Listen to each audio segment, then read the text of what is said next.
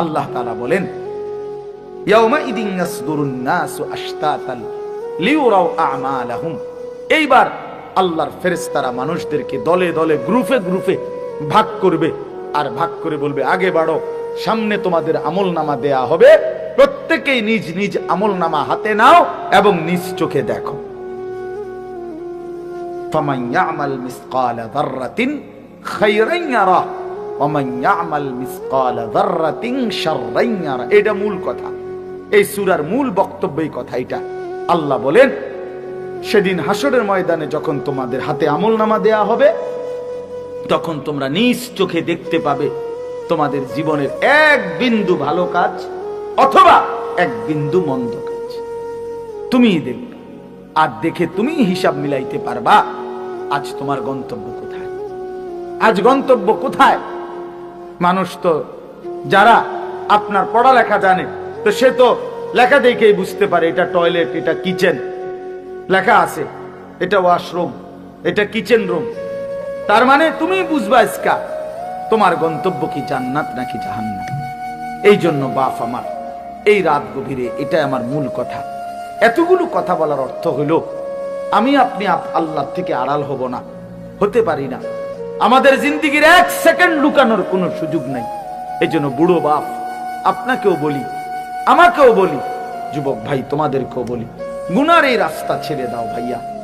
লোনা জলে তৃষ্ণা মেটে না, অর্থাৎ যে পানি লবণাক্ত ওই পানি দিয়া তৃষ্ণা মেটে না, ঠিক কোনো গুনাহের দ্বারা মানুষের তৃপ্তি হয় না। এই জন্য কোনো সুদখোর, কোনো ঘুষখোর তৃপ্তি পায় না, কোনো জেনাকার বেবিচারী তৃপ্তি পায় না, কোনো হারামখোর নাফরমান তৃপ্তি পায় না, কোনো বেপর্দা নারী তৃপ্তি পায় না। বেটির কোনো তৃপ্তি নাই। বেটির কথা হলো, যত বেশি বেড়ই আমারে দেখতে পারে তত বালা। তাহলে বেটির তৃপ্তি কই? বেটির তো কোনো তৃপ্তি নাই। এই জন্য কোন নাফরমান, কোন পাপী তৃপ্ত হয় না, তৃপ্ত হয় না।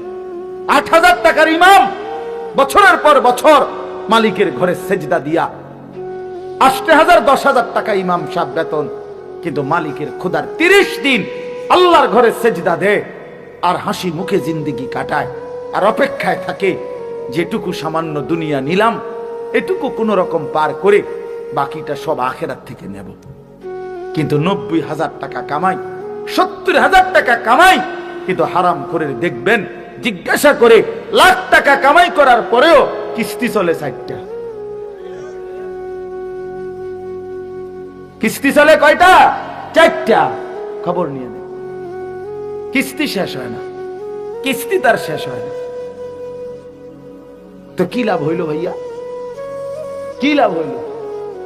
এজন্য দুনিয়া ধোকা, দুনিয়া ধোকা, দুনিয়া ধোকা।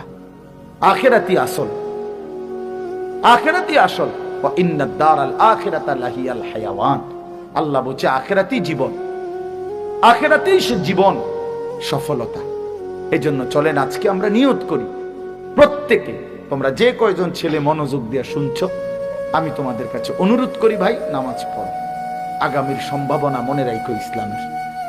তুমি যদি ইসলামের সাথে সম্পৃক্ত না হইতে পারো, বিশ্বাস করো বেঈমানের খপ্পরে পড়ে যাবে। আগামীর মুখোমুখি সারা পৃথিবী, আমি বহুদিন বলছি, আজও বলি, আগামীর পৃথিবী শুধু বাংলাদেশের ২-৩টা দলের লগে এই হিসাব না। আগামীর পৃথিবী, গোটা পৃথিবী ঈমান এবং কুফর মুখোমুখি, মুখোমুখি। আগামীর সময় এটাই, মাহদী এবং দাজ্জাল, এটাই এটাই।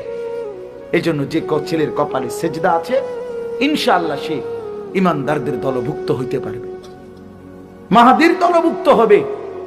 আর তোমরা যারা নামাজ পড়ো না, তোমাদের চুল যাদের বেঈমানের মতো, তোমাদের চলাফেরা যাদের বেঈমানের মতো, প্রথম ধাক্কাতেই বেঈমানের খপ্পরে পড়ে যায়, দাজ্জালের খপ্পরে পড়ে যায়। এটা মনে রাখো, মনে রাখো ভাইয়া। আগামীর সম্ভাবনা, আলহামদুলিল্লাহ, এটা বাস্তবতা।